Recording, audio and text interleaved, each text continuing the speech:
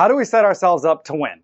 I'm going to share a number of quotes from Sun Tzu's The Art of War that can help us get better jobs, relationships, and lives. This video will touch on planning, procuring money and resources, alignment, utilizing energy and momentum, and knowing yourself and your opposition. As you watch, think of the battlefield figuratively, and more so, how you can apply these concepts to your situations.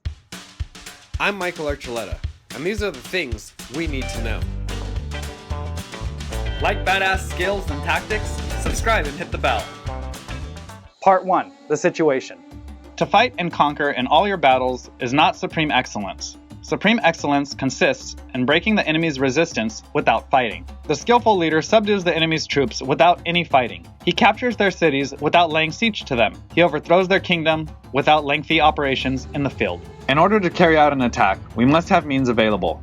The material for raising fire should always be kept in readiness. Unhappy is the fate of one who tries to win his battles and succeed in his attacks without cultivating the spirit of enterprise, for the result is waste of time and general stagnation. Hence the saying, the enlightened ruler lays his plans well ahead. The good general cultivates his resources. Fighting with a large army under your command is no wise different from fighting with a small one. It is merely a question of instituting signs and signals. In all fighting, the direct method may be used for joining battle, but indirect methods will be needed in order to secure victory. When he utilizes combined energy, his fighting men become as it were likened to rolling logs or stones. For it is the nature of a log or stone to remain motionless on level ground, and to move when on a slope. Thus, the energy developed by good fighting men is as the momentum of a round stone rolled down a mountain thousands of feet in height. Part 2. The strategies.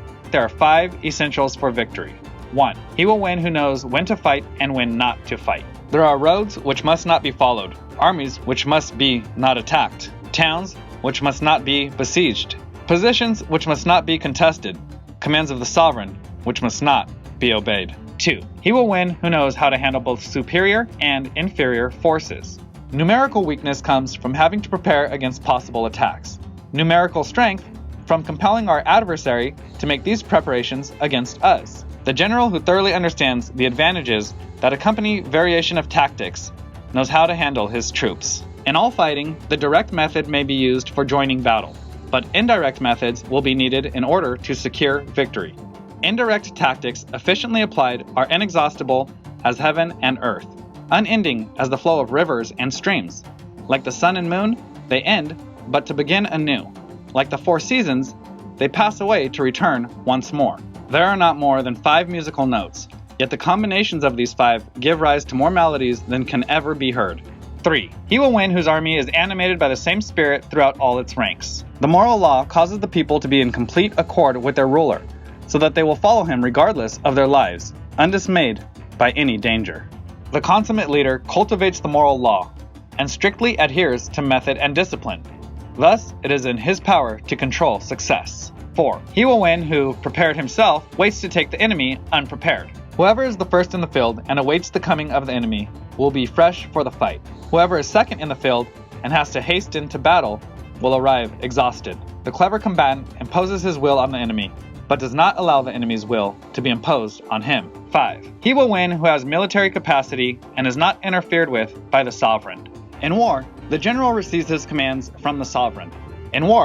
The general receives his commands from the sovereign, collects his army, and concentrates his forces. The general who advances without coveting fame and retreats without fearing disgrace, whose only thought is to protect his country and do good service for his sovereign, is the jewel of the kingdom. If fighting is sure to result in victory, then you must fight, even though the ruler forbid it. If fighting will not result in victory, then you must not fight, even at the ruler's bidding. Conclusion and takeaways. The general who is skilled in defense hides in the most secret recesses of the earth. He who is skilled in attack flashes from the topmost heights of heaven. On the one hand, we have ability to protect ourselves. On the other, a victory that is complete. If you know the enemy and know yourself, you need not fear the result of 100 battles. If you know yourself but not the enemy, for every victory gained, you will also suffer a defeat. If you know neither the enemy nor yourself, you will succumb in every battle. To secure ourselves against defeat lies in our own hands, but the opportunity of defeating the enemy is provided by the enemy himself. The goals are solid, but the paths are fluid. The strategies must adjust, and the tactics are many. To get a better understanding of Sun Tzu's teachings, check out more Art of War concept breakdown videos. I'll link the playlist in the description. Thanks for watching. Until next time, stay badass.